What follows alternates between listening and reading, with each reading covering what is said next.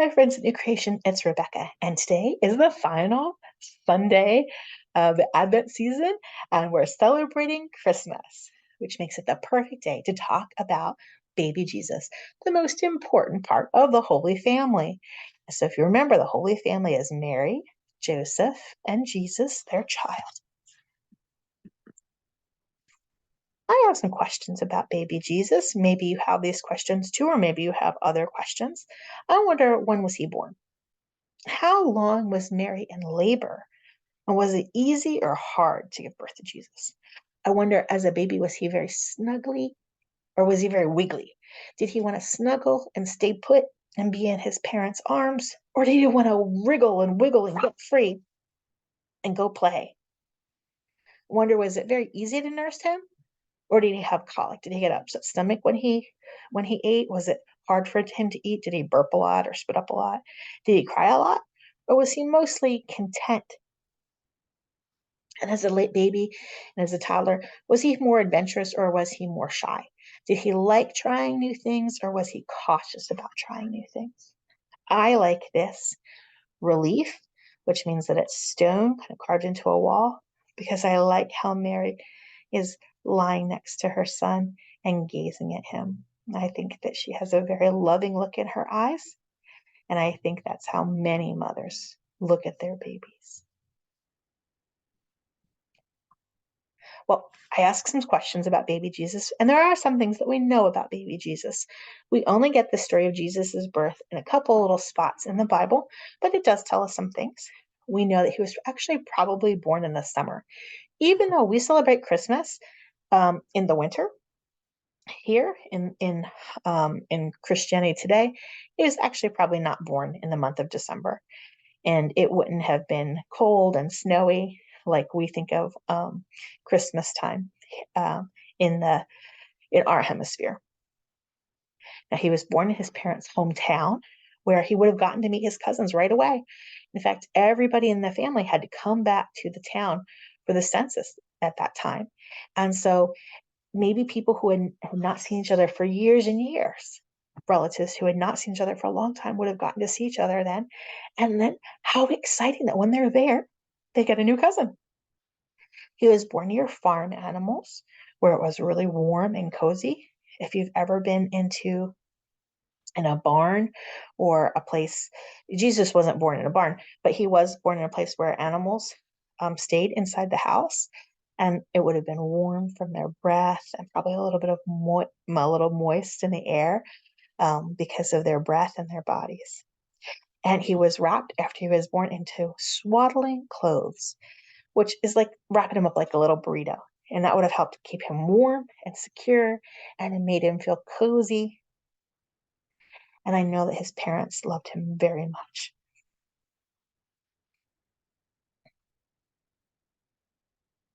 I think other people loved him very much too. You see that in this painting, which is a painting that's a couple hundred years old.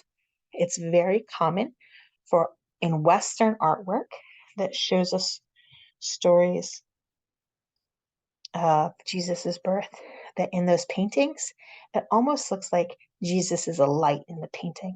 Now, in real life, this imagine it's a dark evening. The baby's just been born.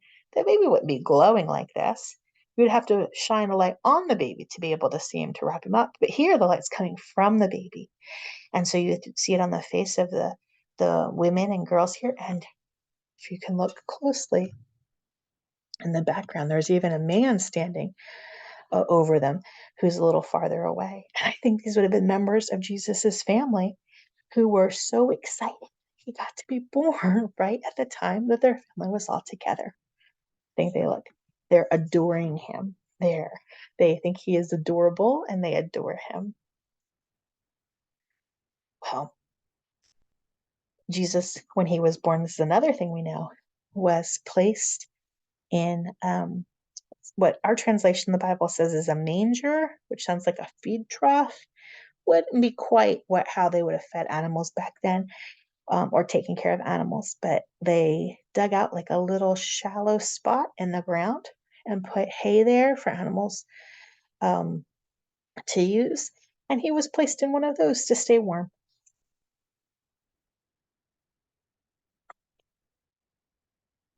I hope that this time of year you're seeing lots of depictions of baby Jesus, maybe on Christmas ornaments or on Christmas cards or nativity scenes or in plays. So you probably have some images of Jesus in your mind too. You have another one that's just for you and your household from our friend Jer, who made you an origami baby Jesus.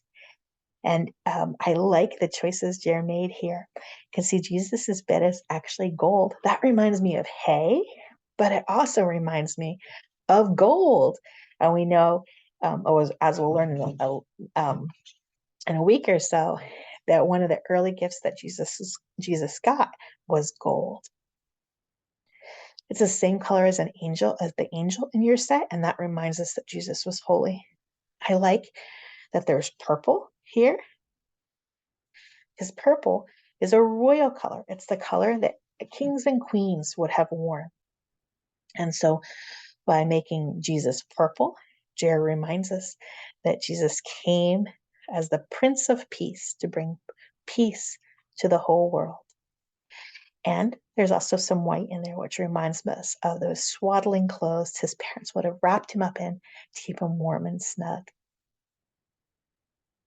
Well, I hope you enjoyed putting together the last part of your nativity set if you haven't done so already. Sometimes families put together their set all at the start of Advent, and some families wait until Christmas Day to add baby Jesus.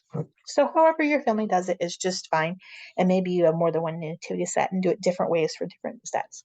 But now that it's Christmas Day, you can put the whole thing together and enjoy looking at all the pieces of your Holy Family set. Please be sure to tell Jerry thank you when you see him so that he knows how much you appreciate the gift that he made for our families in our congregation, our families with children, and that we're so grateful for his talents and his willingness to share them with us. I hope you had a happy Christmas, a happy Advent, and that you continue to have a happy Christmas season.